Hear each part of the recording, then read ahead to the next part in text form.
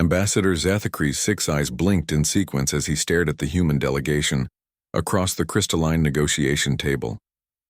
The Galactic Council chamber buzzed with nervous energy from a dozen different species, their various forms of communication creating a symphony of clicks, whistles, and electromagnetic pulses. After 3 standard cycles of the most devastating conflict the galaxy had ever witnessed, the Great War was finally over. Everyone except the humans seemed to understand this. "I must reiterate," Zethkri said, his translator rendering his chittering speech into perfect galactic standard. "The hegemony has surrendered. The Void Collective has retreated to their dark dimensions. The war is over. There is no need for your species to continue, whatever it is you're doing."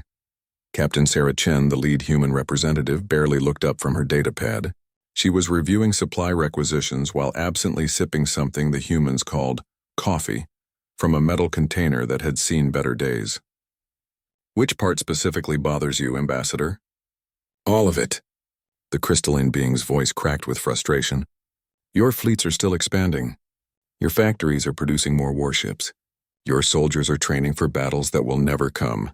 The enemy surrendered 3 months ago." Chen finally raised her head, her brown eyes meeting several of Zethkri's simultaneously. "Yeah, we heard. Good for them." The ambassador's mandibles clicked in confusion. Around the chamber, other delegates leaned forward, equally perplexed.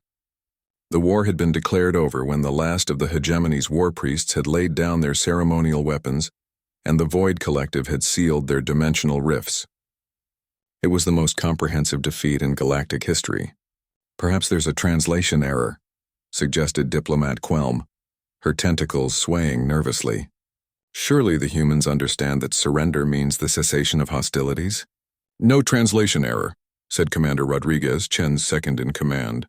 He was cleaning his fingernails with a small blade while speaking, a gesture that made several aliens uncomfortable. "We know what surrender means. We also know what Tuesday means." "I fail to see the relevance of your calendar system," Zethkri replied. Chen closed her datapad with a soft click. "Ambassador, let me ask you something. How long did your people fight in this war?" 3 cycles, as I mentioned. The longest conflict in recorded— "Wrong," Chen interrupted. "You fought in this war for 3 years. We've been fighting wars for 3,000 years. Consecutively." The chamber fell silent except for the ambient hum of life support systems. "That's impossible," whispered Counselor Vex through his breathing apparatus. "No species could sustain constant warfare for such a duration." Rodriguez looked up from his nail cleaning. "Want to bet?" Chen stood, her movement causing a ripple of tension through the assembled delegates. "When we joined this galactic community, you all seemed surprised by how quickly we adapted to military operations. You marveled at our tactical flexibility, our technological innovation, our enthusiasm for combat." "It was quite remarkable," admitted Zethkri cautiously. "You want to know why we were so good at your war?"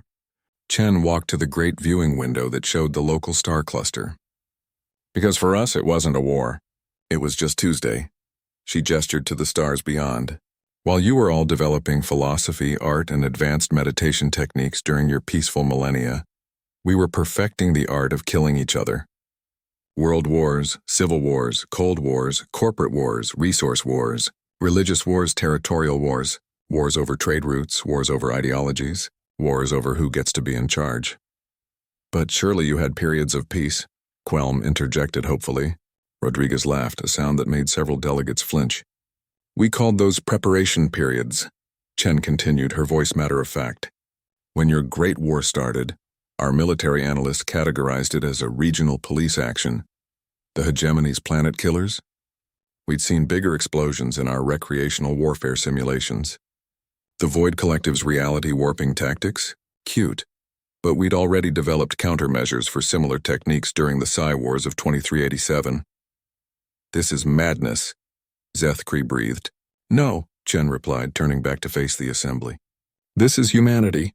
You see, while you were all learning to coexist peacefully within your species, we were learning to coexist violently between ours. Every human child grows up learning about tactics and strategy through games. Every human adult has at least basic survival training. Every human community has contingency plans for invasion, siege, and reconstruction." She returned to her seat, picking up her coffee cup. So when you ask us why we're still building ships and training soldiers after the war is over, you're missing the point. The war isn't over for us because war never ends for us. It just changes theaters. But the enemy has surrendered, Zethkri pleaded. There is no threat. There's always a threat, Rodriguez said, finally sheathing his knife. Maybe it's the hegemony remnants who didn't get the memo. Maybe it's the Void Collective deciding that surrender was just a tactical withdrawal. Maybe it's some new species from outside the galaxy who thinks we look easy. Maybe it's you guys deciding that humans are too dangerous to leave alone. The silence that followed was deafening. Chen sipped her coffee and checked her chronometer. Look, we appreciate the peace treaty and all, but we're going to keep doing what we do best. Being ready for the next war. You can call it paranoia if you want. We call it Tuesday. And if there is no next war? Zethkri asked quietly. Chen smiled. And there was something in that expression that made every alien in the room remember why the hegemony had surrendered so quickly once humans joined the fight. Ambassador, she said, there's always a next war. The only question is whether you're ready for it or not. As the human delegation filed out of the chamber, Zethkri noticed that Chen had left behind a small data chip. When he accessed it later, he found detailed intelligence reports on every species in the Galactic Council, including weaknesses, tactical assessments, and invasion scenarios. The file was labeled, Contingency Plans, Tuesday Afternoon Update. The war had ended for everyone else. But as Zethkri stared at the comprehensive battle plans for conquering his own homeworld, he realized that for humans, war wasn't an event. It was a way of life.